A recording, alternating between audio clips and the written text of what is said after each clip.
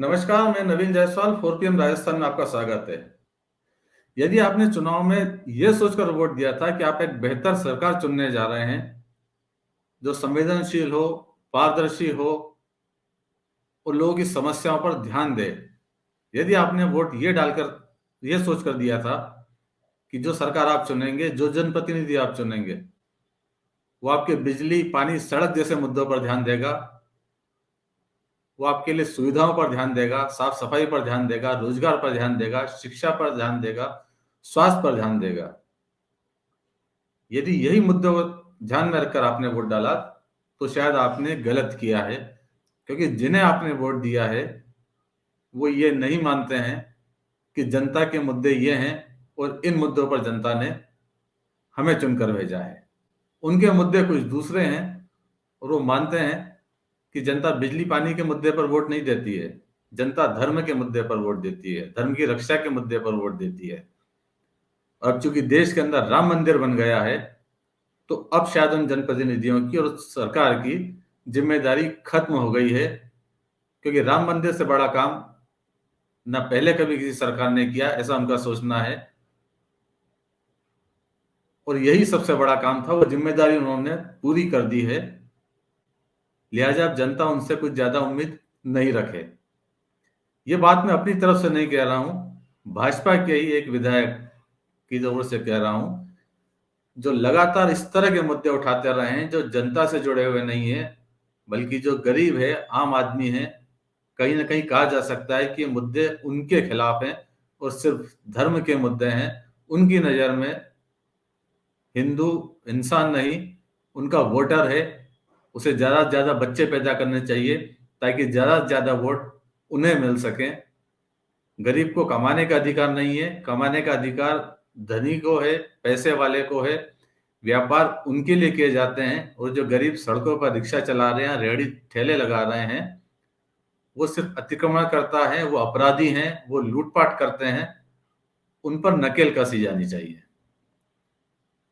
ये बात कही है भाजपा के विधायक, जो हवा महल से विधायक हैं, बाबा बाल मुकुंदाचार्य, जो कभी महंत थे और इस बार चुनाव के अंदर भाजपा के टिकट पर खड़े हुए, विधायक चुन लिए गए और उसके बाद से लगातार विवादित बयान देते रहे हैं।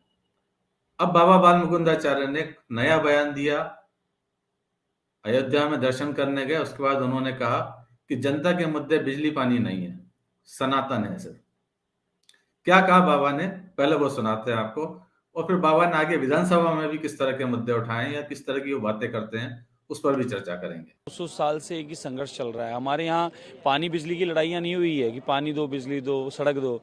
हमारे यहाँ लड़ाइयाँ रही है, इतिहास देखें आप, कि सनातन को बचाना है, मंदिरों को बचाना है, और वही 528 साल से चल रही थी।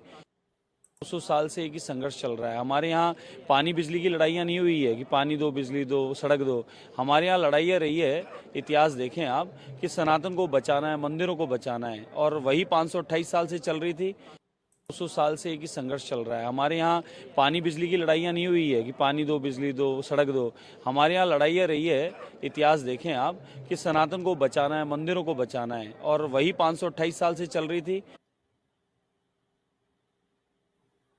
तो इस विधेयक का साफ कहना है कि बिजली, पानी, सड़क कोई मुद्दा नहीं है। मुद्दा सिर्फ सनातन को बचाना है, मंदिरों की रक्षा करना है। यही जनता के मुद्दे हैं और इसी के लिए वो काम करेंगे, और वो इसके लिए काम करते हुए दिख भी रहे हैं। जैसे ही वो विधायक बने और दूसरे दिन उन्होंने जयपुर के अंदर सड़क किनारे जो ठेले लगा के खड़े हुए, रेहड़ी लगा के खड़े हुए, उनके खिलाफ अभियान छेड़ दिया, अफसरों को धमकाया कि उनके खिलाफ कार्रवाई करें। मुद्दा दिया उन्होंने कि मांस की बिक्री हो रही है, तो मांस बेचने वाले सड़क पे नहीं खड़े हो सकते हैं, उन्हें दुकानों में ही जाना पड़ेगा। व्यापारियों को धमकाया, दुकानदारों को धमकाया, कहा ये कराची नहीं है, जयपुर है। बाद में विवाद बढ़ा तो माफी मांग ली। उसके बाद बात उन्होंने की कि हिंदुओं को ज्यादा बच्चे पैदा करने चाहिए, कम से कम 4-4 बच्चे तो हों। ये उनकी जिम्मेदारी है, ये धर्म की रक्षा के लिए जरूरी है। फिर उन्होंने विधानसभा का सत्र शुरू हुआ था, विधानसभा के अंदर उन्होंने जो मुद्दा उठाया, वो मुद्दा ये था कि राजधानी जयपुर के अंदर जो ई रिक्शा चल रहे हैं, वो ई रिक्शा के जो चालक हैं वो अपराधी हैं, वो लूटपाट करते हैं, वो लोगों का सामान लेकर भाग जाते हैं, उनके कारण जाम लगता है, पर्यटक परेशान होते हैं। तो बाबा की चिंता ये है कि ई रिक्शा वाले काम धंधा छोड़ दें, वो रिक्शा नहीं चलाएं, उन्हें उन पे कंट्रोल किया जाए। और जो पर्यटक आते हैं वो पर्यटक इसलिए आते हैं कि वो हैंडीक्राफ्ट के शोरूम में जाकर खरीदारी कर सके, ज्वेलरों के शोरूम में जाकर खरीदारी कर सके। वो दुकानदार जो पैसे के दम पे दुकान खरीद सकते हैं, उनके लिए बाजार हो, इन रिक्शा चालकों के लिए नहीं हो, जो 2 जून की रोटी बड़ी मुश्किल से कमा पाते हैं और दिन भर मेहनत करते हैं। बाबा ने खुद ये बात विधानसभा में कही है और उसमें आड़ ये ली कि इन रिक्शा चालकों में कुछ बांग्लादेशी भी हो सकते हैं।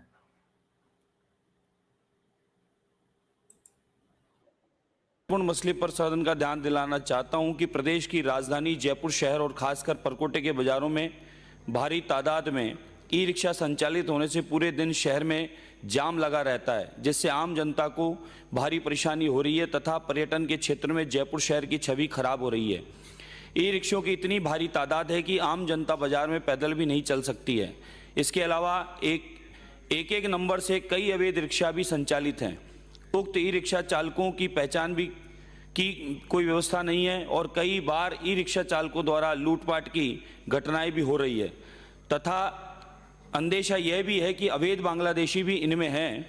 जिसके अलावा कई ऐसे आपराधिक लोग हैं जिनके पास बिना नंबर या एक ही नंबर के बहुत सारे ई रिक्शा हैं जो अवैध रूप से किराए पर चलाते हैं। पिछले दिनों ई रिक्शा चालकों द्वारा दुकानदारों का सामान लेकर भागने की भी बहुत सारी घटनाएं घटित हो चुकी है।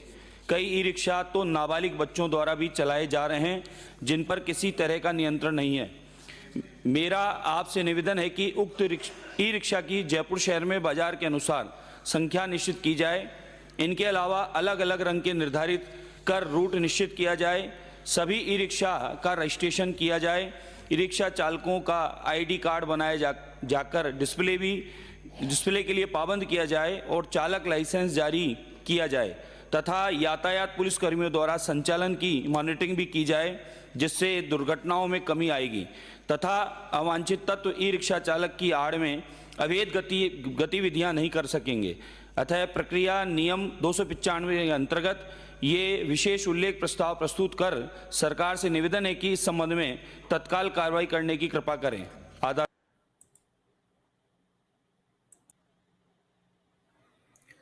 तो बाबा के मुद्दे बिजली पानी सड़क नहीं है, विधानसभा में इसको लेकर वो बात नहीं करेंगे। वो बात इसको लेकर करेंगे कि जो रिक्शा चला रहे हैं उसमें बांग्लादेशी हो सकते हैं, या लोगों को बच्चे पैदा ज्यादा करने चाहिए, या जो मीट बेच रहे हैं वो शहर की छवि खराब कर रहे हैं। और इसको लेकर सोशल मीडिया पर काफी प्रतिक्रिया हो रही है।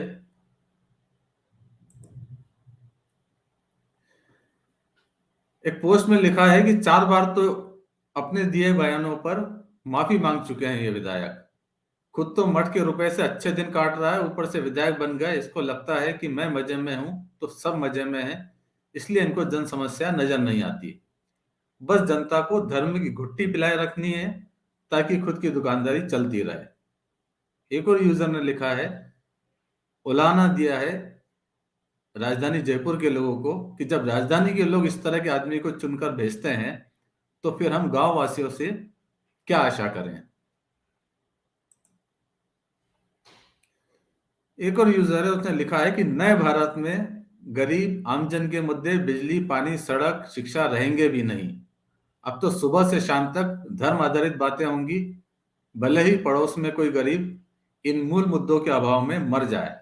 भाजपा को पता चल गया, भावनाओं के आधार पर राजनीति करेंगे तो जीत जाएंगे, भाड़ में जाए मुद्दे।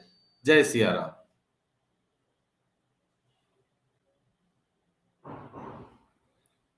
तो जिस तरह से राम मंदिर में प्राण प्रतिष्ठा को लेकर भाजपा ने उसे अपना एक बड़ा अभियान बनाया है और कोशिश की जा रही है कि जो लोगों की आस्था से जुड़ा मामला था, जो उनकी भावनाएं जुड़ी हुई थी, उसे वोट में कैसे कन्वर्ट किया जाए, इसको लेकर बीजेपी लगातार कैंपेन कर रही है। और जो भाजपा विधायक कह रहे हैं वो भी यही कह रहे हैं कि बिजली पानी और सड़क मुद्दे नहीं है, मुद्दे तो धर्म की रक्षा है और मंदिरों की सुरक्षा है, जो उनकी सरकार बेहतर तरीके से कर रही है।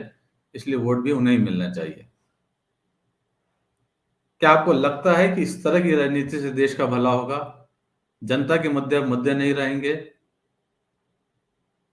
लोकसभा चुनाव के अंदर भी शायद बिजली पानी से ज्यादा बड़ा मुद्दा मंदिर ही होगा।